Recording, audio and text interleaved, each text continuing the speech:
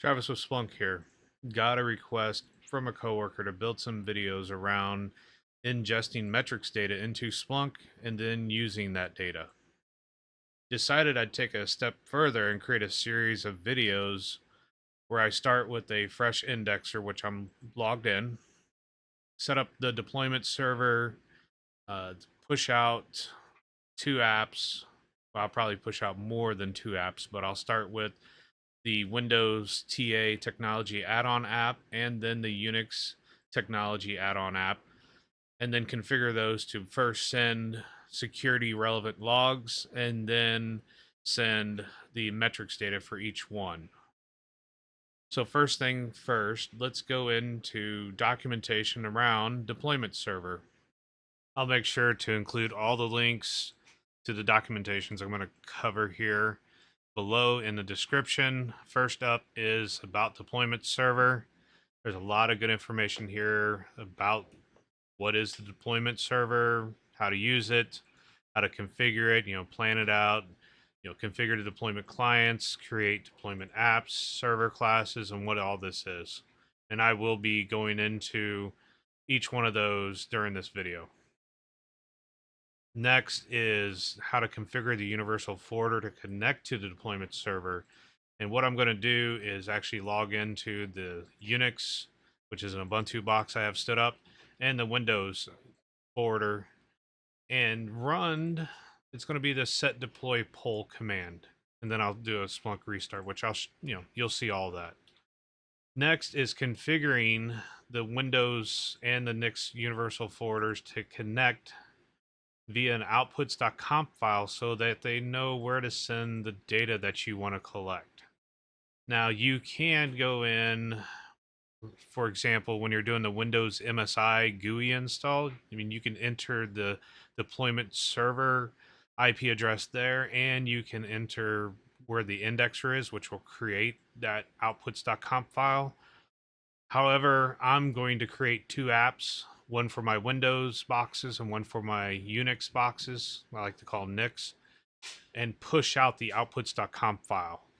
So all I'm going to do is set up the both Unix and Windows box to connect to the deployment server. Deployment server will decide, hey, you're a Windows box. Okay, you're going to get this, which is going to include a outputs.conf file.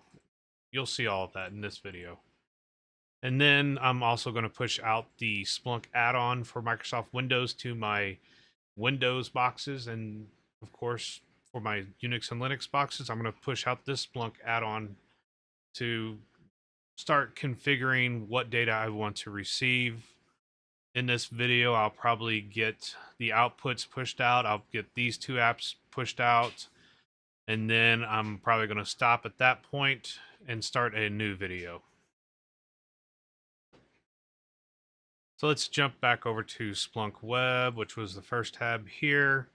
Let me go to Settings, Forwarder Management, and show that I have no clients connected right now. And that's the first thing I'm going to do for this video is go in to the Windows and Linux box and get them connected. Now you can come back to that documentation. I did mention earlier that I was going to be using this set deploy poll. Let's jump to my Linux box first. And actually, I'll go back here and then go back to Linux. And we are going to run the command. Let's see here. Well, here, I'm going to back up. And I'll show you here. Let's see here, apps. And do an ls. I don't have anything there as far as apps that are being pushed out. If you want to see where the file, when I run this command, will be installed, it'll be in, well, here, let me run the command first. Then, all right, Splunk set, and then deploy dash poll, and what is the IP address? 172 31.42.35, and I'm going to have it connect via 8089. We'll run that. It's going to ask me to log in. And there we go. Now I will have to do a Splunk restart for this to take effect. And while it's doing that, I'm going to jump over to my Windows box, which I have here, and basically do the same thing with the, Splunk set deploy dash poll, and then the same IP address, 42.35. That is my indexer. I'm using one box for my indexer, license manager, deployment server. Like I said, I'm only sending, for this video, I'm only sending 2 boxes up to it, so I don't really need clustering and all of that. And here we go. I ran the command correctly, admin, and then I gotta remember the password for this box. There we go. It's been updated. So let's do a Splunk restart to take the changes. Now, if I go back to my Linux box, I can show you. That's what I was going to do earlier, but I decided, all right, cd and then etc system local, because we never edit anything in the default file. But since I ran that command, I have a new file here called deploymentclient.conf file. I forgot to show you that before, but if you were to look in there before running that command, that is not there. If I do a more on that, you can see it's got the deployment server IP that I had set, as long as I had an IP right and the port that I wanted. So let's go and see if, and I'm going to hit a clear here, and yeah, I'll do this same thing on the Windows box, which you didn't see that. But let's go back to Splunk Web and refresh this and see if any of those boxes have reported in. And the first one did, which was my Linux box. So we can expand that out, but since I have not installed or configured any of the apps to be pushed out, or even a server class, the client has reported in, it just doesn't have anything to be sent. With that, I'm actually going to go to my indexer now. But before that, let me jump to the second tab here about the deployment server. And we are going to go to configure and then create deployment apps. So here's the documentation again. Go in here and the directory that we need to go to put our apps.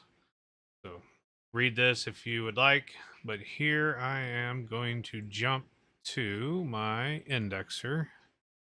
And I'll show you here. Let me do an ls. Oops. There we go. ls. You can see the deployment app folder is present. If I go into that, I don't have anything in here.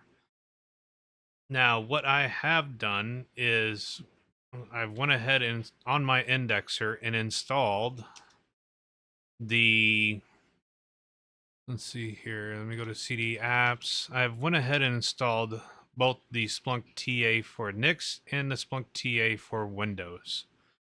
So I'm just going to copy Splunk underscore TA, and I don't have any other TAs, so I'll just copy both of them to my opt Splunk etc deployment app spam.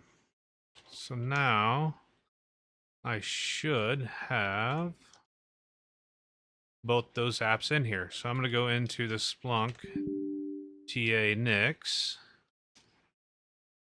and we're going to look at what's included in this. I have the default folder, I have the lookups, the bin, everything I'm going to need to get data out of my Unix boxes. Now, I don't have a local folder here, and what I'm going to do is eventually I'm going to come back in here, and I'm going to back up, because right now I have the TA for Windows and Unix. I'm going to create a Windows inputs and a Unix inputs app so that I can always upgrade the Unix TA and the Windows TA without maybe deleting my local files, and you'll see that when I'm going through this video. I'm going to jump back over to Splunk Web here in forwarder management. Let's do a refresh and see if, yep, there's both of them now. And then if you notice, when I did that refresh, I have two apps when I didn't before. Now, nothing has been deployed yet. I can click edit here on the Nix TA and start adding a server class, and then enable Splunk restart when this app is pushed. There's a couple ways that we can go in there. If I go up to the documentation and then create server class, it will go into more information about doing and creating these server classes and what you should and what you can't do. So I'm going to jump back here. I'm going to click edit on the Nix TA there. I'm going to create a new server class, and what I'll call it is Nix. Yeah, we'll just leave it at that. Save. And we're going to add apps. So I will add this one here. Yep. There we go. Whoops. And then save. And then we're going to then add clients, because having a class, and if you don't tell it which boxes to push out to, there's no point at all. Let's click add clients, and then this is here where you can start filtering which boxes to send the data to. So if you have maybe a DNS name, all my domain servers, if you have certain IP ranges and whatnot, we can exclude or include, saying, hey, if it matches this, push it. If it doesn't match the basic stuff here. But here, let's do it by machine type. So I'm actually going to click on Linux x64 there, and we can click preview, and below it should show me what has matched, which it didn't. Oh, that's because I forgot to put in a star. Now, if I go in here and say preview, I get that. So, pro tip there, right? Make sure you are including a star for all devices, unless you want to, if you have host names, you could specify. I could have done, let's see here, they both start with IP star, would have done the same thing as well for me. All, and you can see even right here, checkbox. So I'm just going to leave it as, I'll leave it as IP star. There we go. And I'll click save. Now I have one app. I have a server class for that app for the Nix. And then it's going to show me which box it's going to push out to. If I go back to forwarder management, I can look at my clients and see for that Linux box that it falls underneath the Nix server class, and there has been an app deployed. One thing I did forget to check, and let me come back here, click edit. I did forget to check the Splunk restart, the Splunk D restart. Anytime you make a change, if you want to push changes, you want to make sure that's enabled, or you have to go out there and restart everything. So there we go. I'm going to do that. After you do make changes, there is a way to have, let's see, let me go back up to the documentation, and if I go back to deployment, let's see, configure deployment clients, I believe it was in here, there is a command, and I know the command, but I was trying to make sure I show you where it's at right here, Splunk reload deploy server. If I go back to my, indexer, I could, let me make sure I click on the right screen here. Let's see, I need to back up, and then bin and Splunk reload deploy dash server. What this will do is reload the deployment server and tell all of the clients to check back in. Now, if you've went through and disabled your clients not to listen, this command won't work. However, your clients do check in, and it's in the documentation at a certain intervals, which you can configure to say, hey, only check in instead of every 60 seconds, check in once an hour. I'd have to dig and find those settings.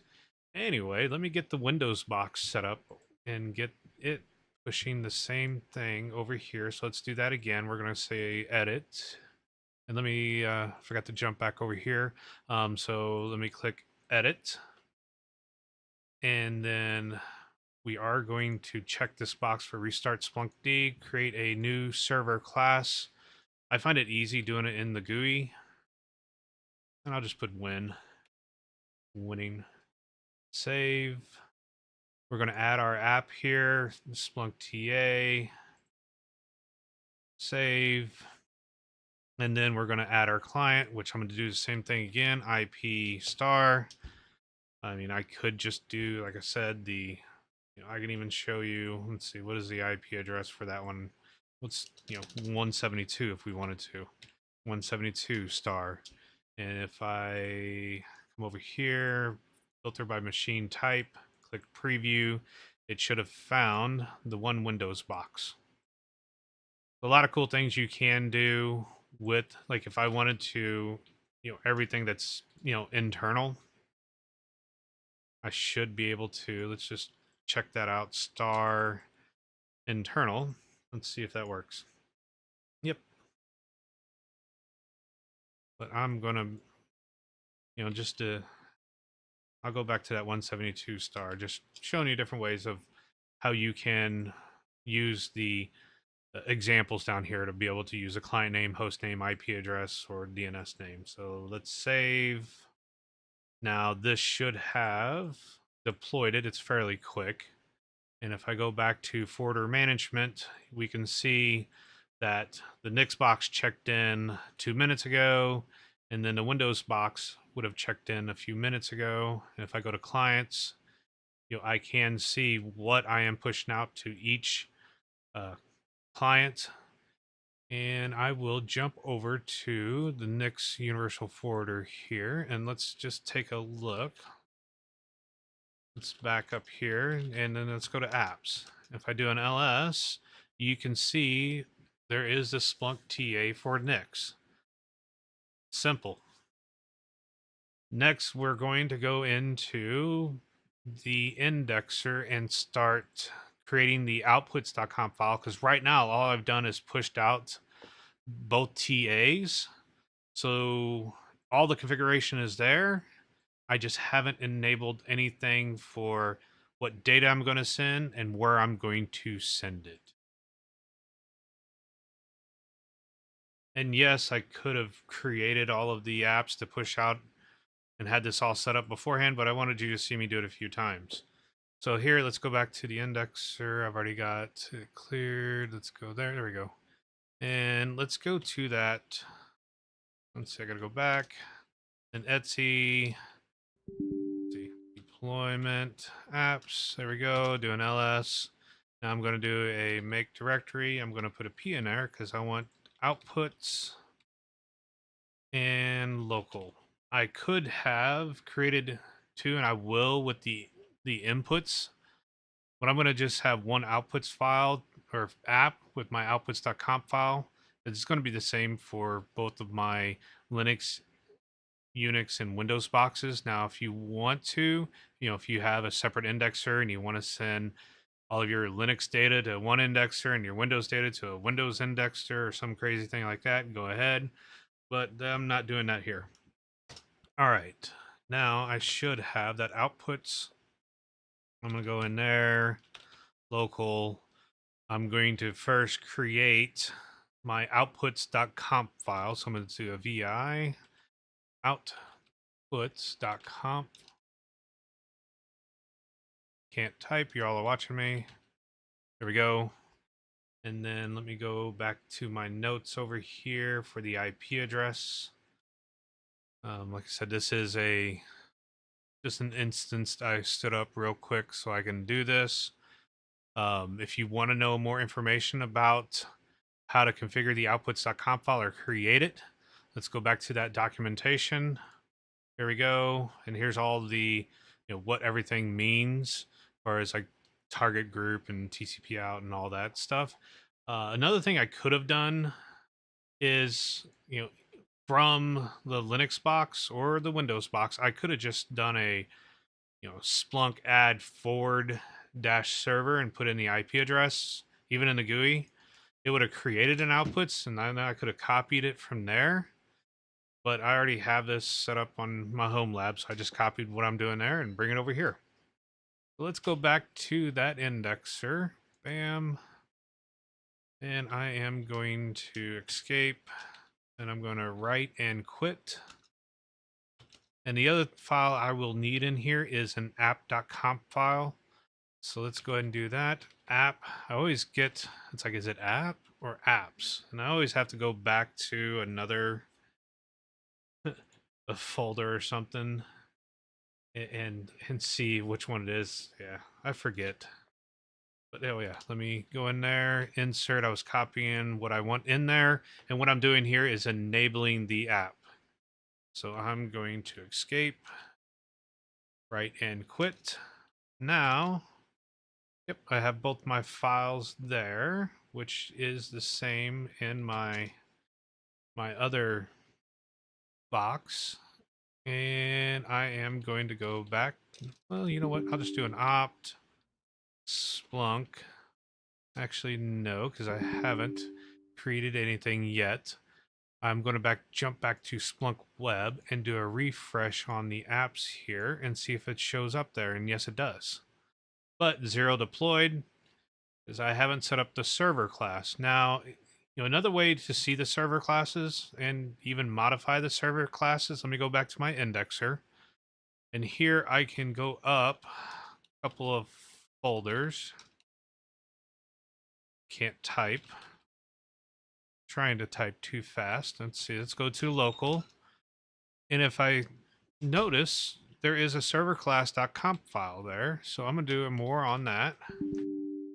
Class. There we go. And you can see that it's been building out the server classes that I've been working with so far. And you can come in here and start making changes. We can start adding stuff to it if we'd like. If you want to do it from the command line, you're more comfortable there, go ahead and do it from there. I'm actually going to go back into the GUI. I've done it both ways, but I'm going to go back into the GUI here. And yeah, it's right there. I'm going to click edit. I'm going to make sure it restarts. I'm going to add a server class, and I'm going to call this all. And we're going to click save.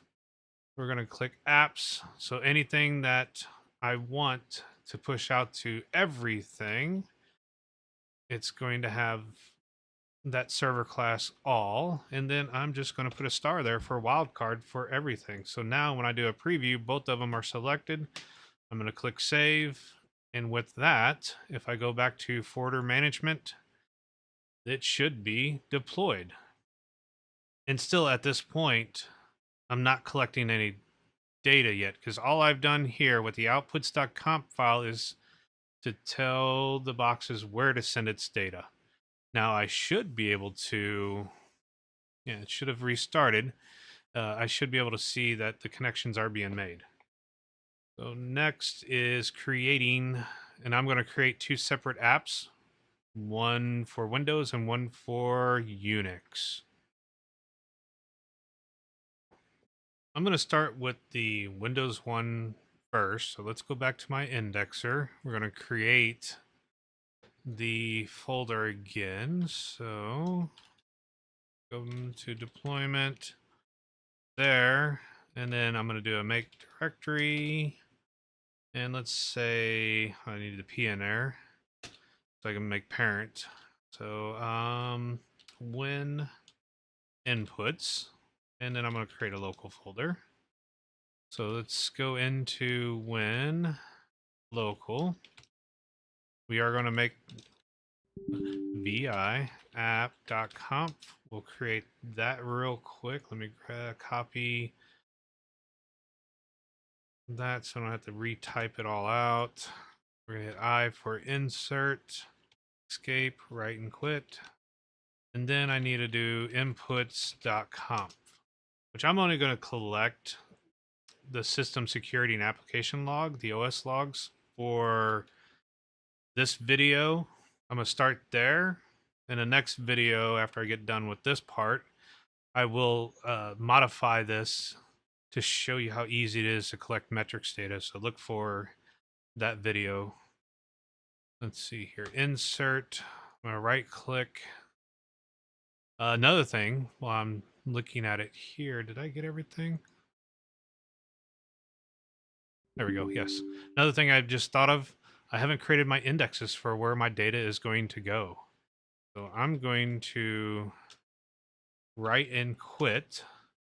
So now that I have that, oh, another important thing that I didn't think about, if you are not like Travis right now, and let me do an ls-la, you can do ll. I am running Splunk as root here, not best practice.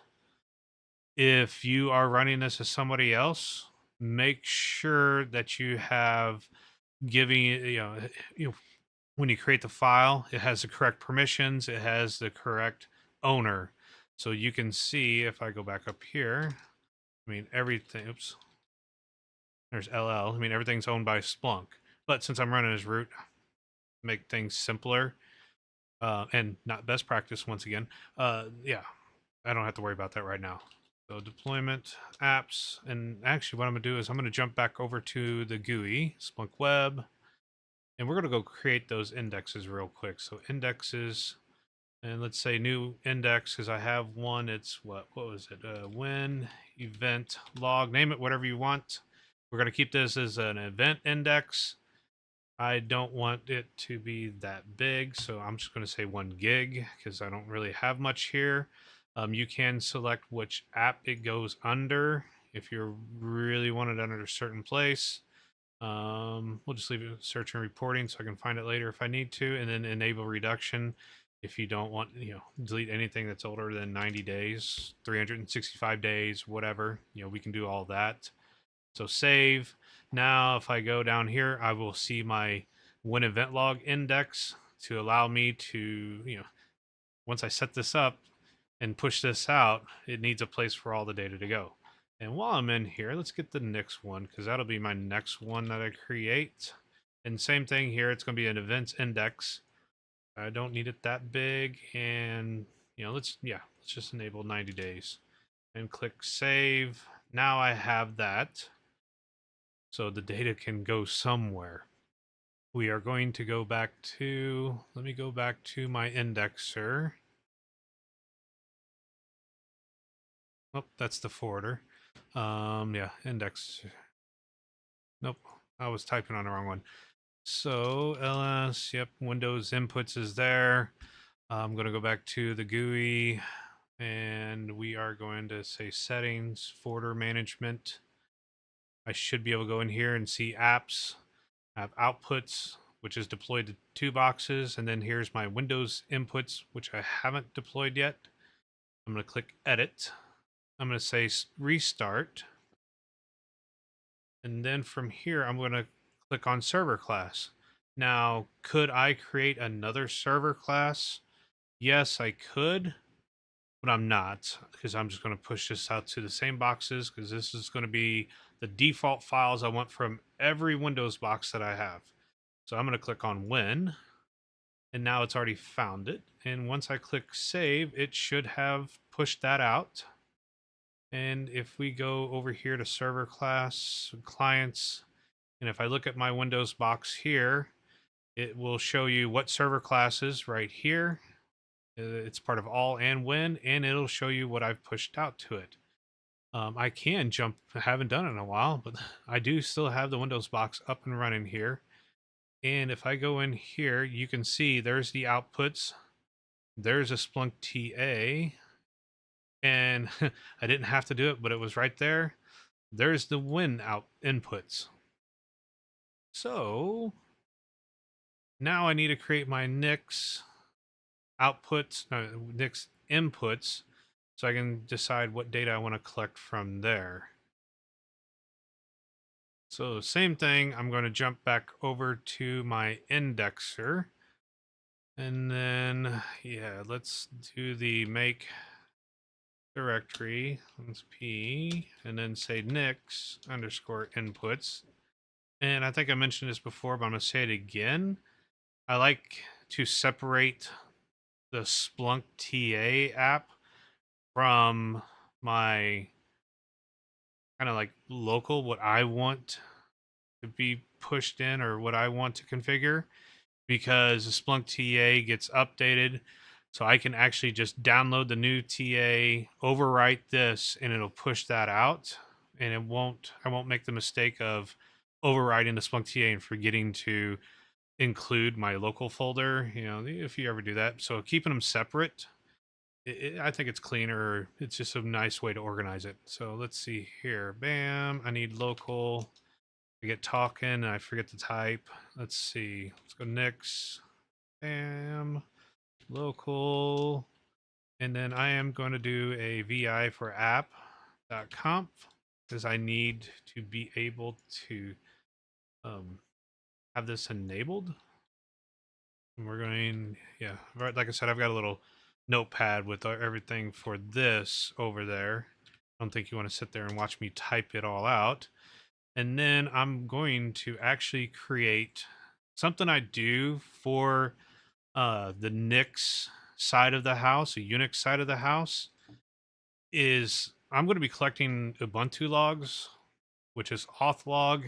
I had a problem once with the source typing. It wasn't breaking up the logs correctly. So I'm actually going to create a props.conf file here. And I'm going to include a simple thing to say anything that's got auth log. Let me do that. Give it the source type name of syslog. So that's all this is doing here. I have another video. I'd have to go look at which one it was. I think it was when I did the dpkg log.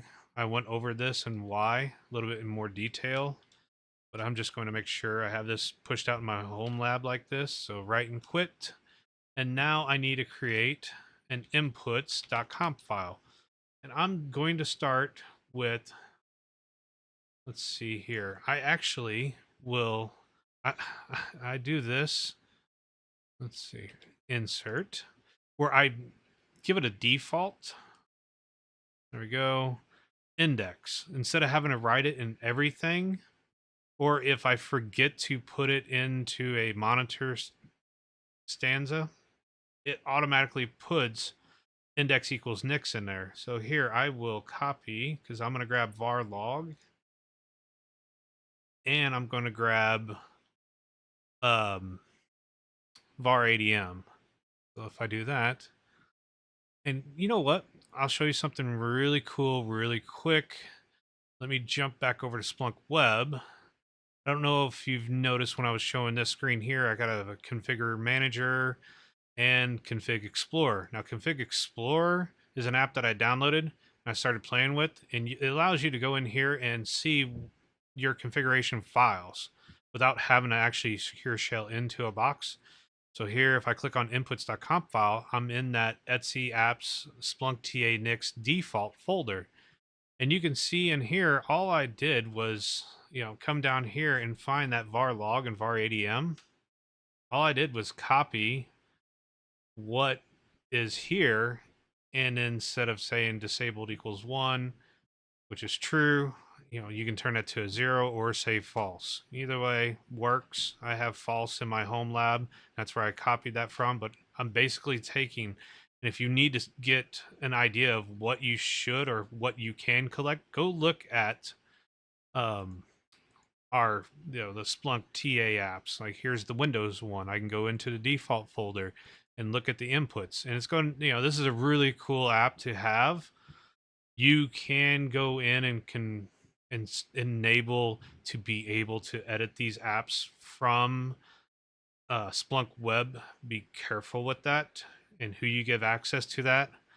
Maybe I'll create another video later on going over how to use this app. So I've been playing with it. So let's go back to my indexer. So I have this here. I have disable equals false. I have default. So this is a global setting that it's, since I don't have an index underneath these two monitor stanzas, it will put it in there for me. And I'm going to do a write and quit. All right, ls. So I have my 3 files I want. Now I'm going to jump back to Splunk Web. And we are going to go to settings. We're going to go to folder management. We're going to go to apps. It's already found that app. I'm going to click edit. I'm going to restart Splunk D. And then I'm going to say Nix for the server class. And then it found that server class. As soon as I click save, it should deploy the Nix inputs. So I can actually come up here and click on my clients. Let's see. I could have renamed, although I can look at the machine type here, but I could have gave it a different name. Just me being lazy. But here you can see that I do have the Nix inputs, outputs, and the Splunk TA for Nix app deployed over here. I'm going to jump over to the Nix UF and see if it already got out here. And so let's see. I need to go to apps first and then do an ls. And yes, I have the TA, I have the outputs, but it has not pushed the Nix inputs yet. It'll probably take it a second. There it is. So not too long for it to get that data out there. Let's go back to Splunk Web and see what we have here, because if I go over here and click on, let's go to apps, search and reporting, and let's do index equals when event log and see if I'm getting data in. And yes, there we go. I have my Windows data already coming in, the computer name, host name. Yep. I could have, changed the host name, made it something a little bit nicer to see, but I'm not too worried about it. I do have the Windows TA loaded on here, so it is breaking up the everything correctly for me. While I'm at it, let's rename. Let's see. Let's check the Nix.